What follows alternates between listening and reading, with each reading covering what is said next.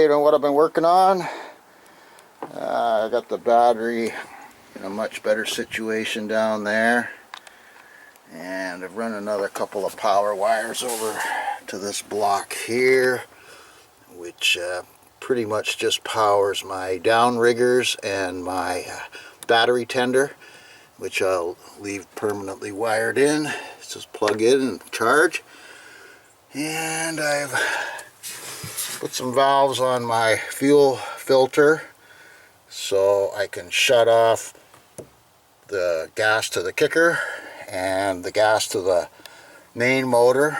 And the reason for that is my kicker has been sucking gas out of the line that goes to the big motor and running things out of gas. So I've got to keep the one valve closed when I'm using the kicker, and hopefully then it'll just draw straight from the tank and not want to suck from the big motor, and rectify that problem. So that's an improvement, I hope. Another thing I've done here is I hate using the ears for flushing.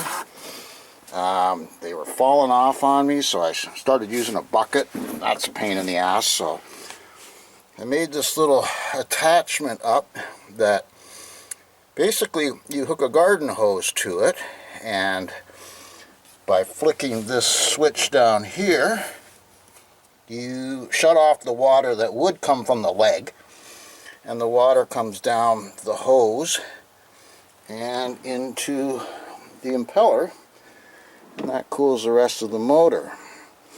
So when you're running it, you just open that valve back up, and then the water comes straight through from the leg.